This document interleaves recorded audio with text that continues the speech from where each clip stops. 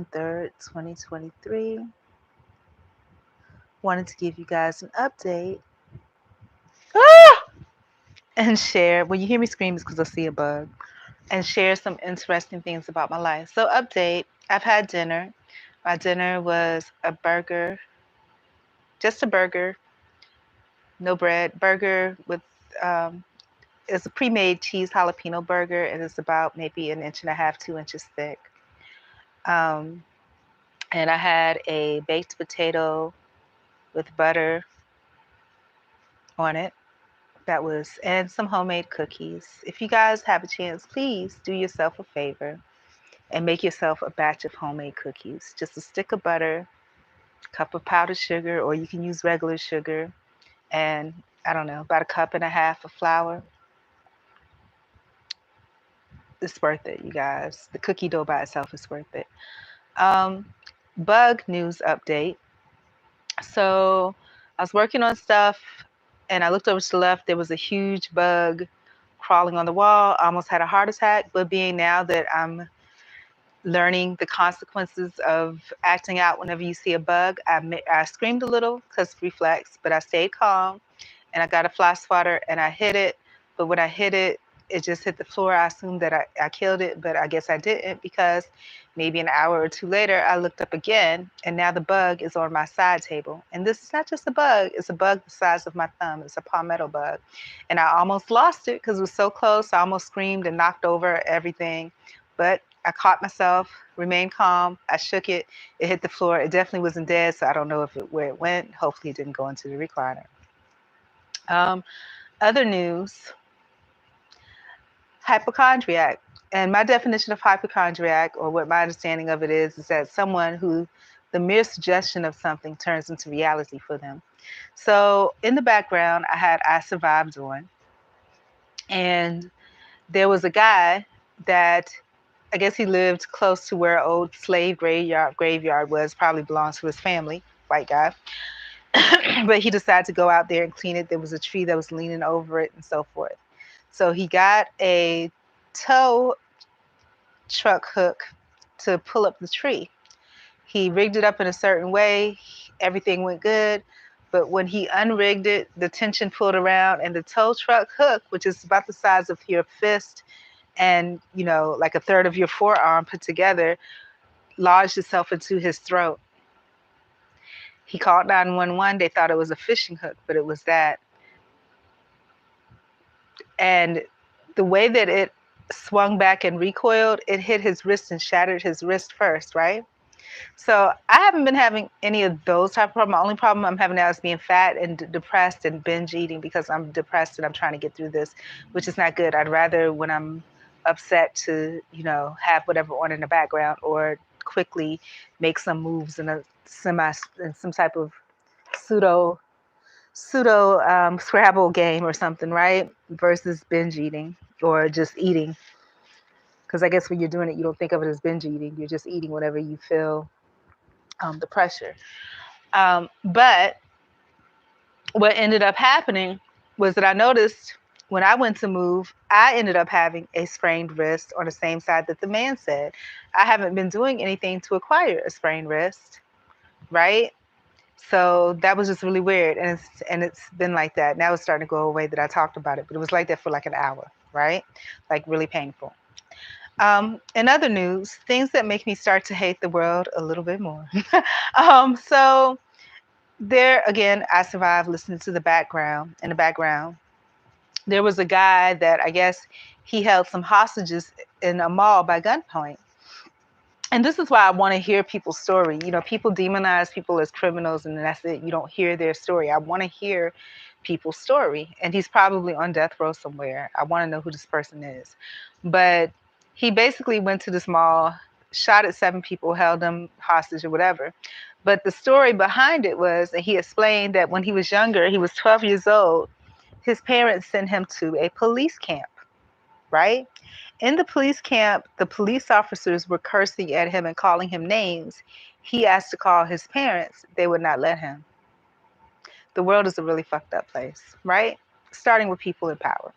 So, next thing that really made me start to hate people, elderly couple. They live like in a rural place. A train got derailed, and there's like, I don't know what it really is. We're just gonna call it chlorine. It probably is not, right? But there's plumes of chlorine or something going into the air, and all of the plants and things like that are dying immediately, like within a 100-foot radius of it, and it's about 100 feet from their home.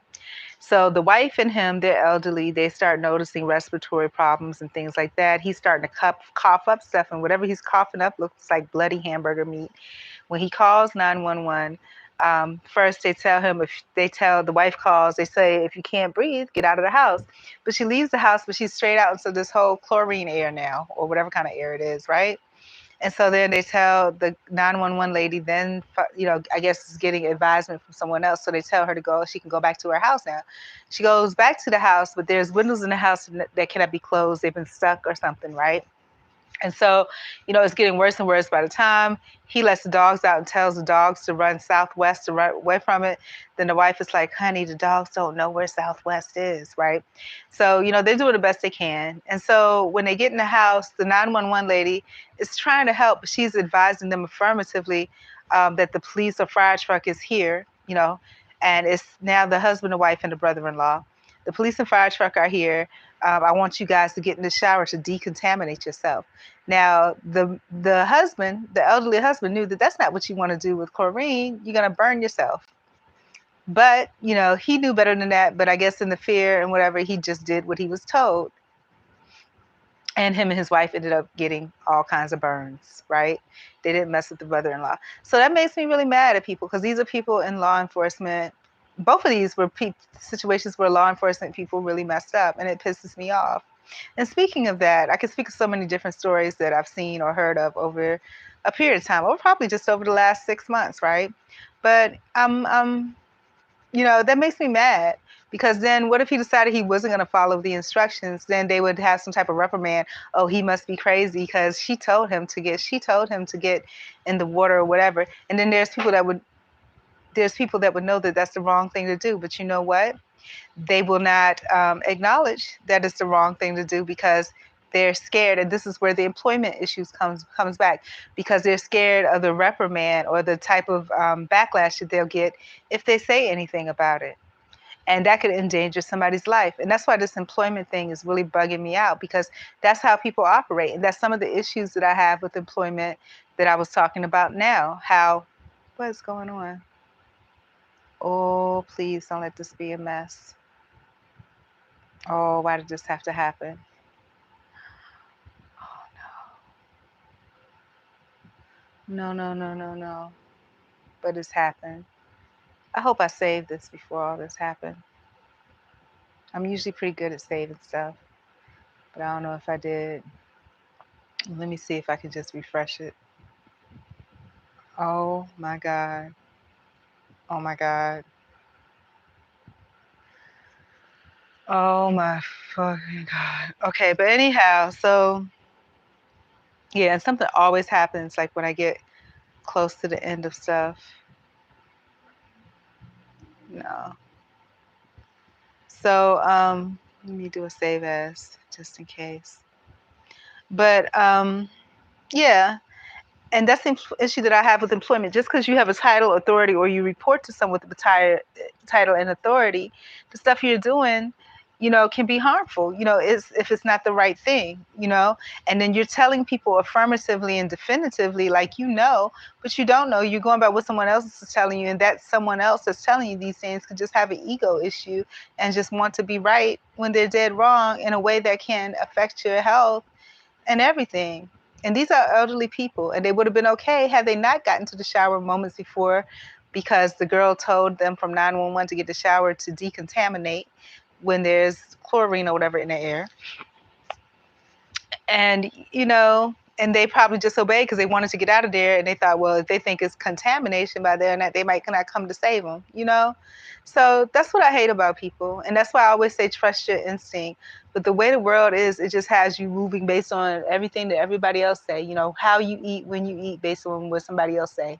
How you sleep, how you talk, how you speak, based on what somebody else say. Your ability to let yourself feel things only allowable based on what somebody else says, and that's not okay, you know. So it all goes back to employment. That's why employment is my biggest issue, you know. And like I said, I'm in the middle of addressing it, but unfortunately, because I have tools in the background to decompress, that now that, you know, things got unplugged a little bit, now the thing that I was working on now, um, hopefully, you know, I saved at a good point, because now some of the things that were attached to something else are gone. And it took, and this is a lot of work, and not just work. The work isn't the bad thing about it. It's not just a lot of work, but it's a lot of turmoil, because it's painful to go and visit these things that are so bad. When I see other people's stories like that, you know, it's bad. But when I see them applied to my own life, it's bad too. And that's why I think part of the reason that I watch this stuff in the background, but in a way, I shouldn't. But I should. I need to be aware, and also it helps me to.